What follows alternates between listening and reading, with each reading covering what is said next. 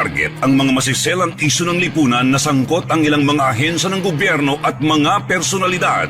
Hihimayin ang iba't ibang mga isyu, balita at usapin.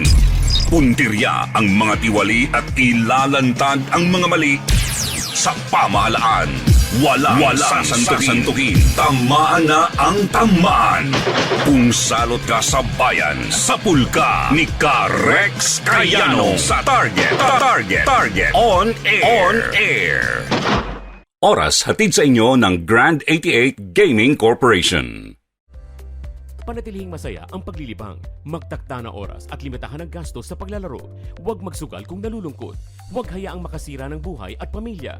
Para sa impormasyon ukol sa responsible gaming, tumawag lamang sa hotline number 02-8404-0171 o bisitahin ang www.casinofilipino.ph. Isang mensahe mula sa PAGCOR.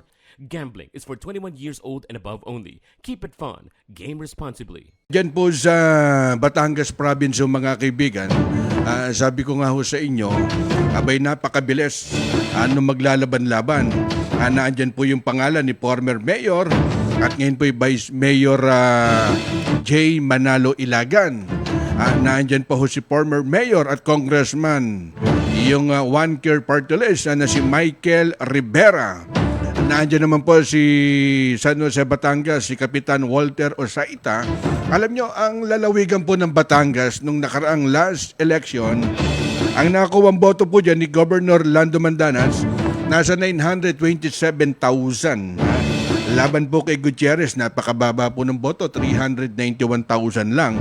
Ngayon, kung maglalaban-laban sa pagkagobernador, dyan po sa lalawigan ng Batangas, abay malaki ang bentahe.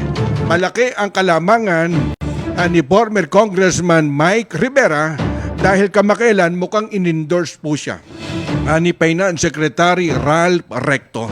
Alam niyo ho ba ang Batangas, meron po yan 29 municipality at 5 city. Kaya hindi ho biro yung lalaban sa pagkagobernador dyan po sa Batangas Province. At aabangan po natin dahil may mga kanya-kanyang faction na dyan po sa social media.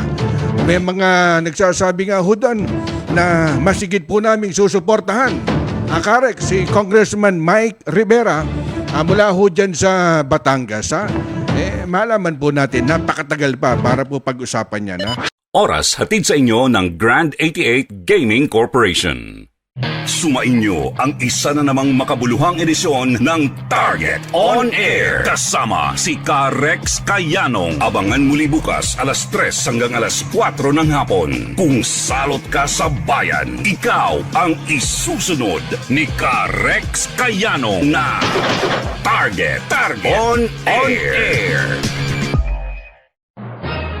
Nangunguna sa balita, impormasyon, musika, komentaryo at serbisyo publiko. Ito ang DZME 1530. Una sa kanan, ang himpilang may paninindigan.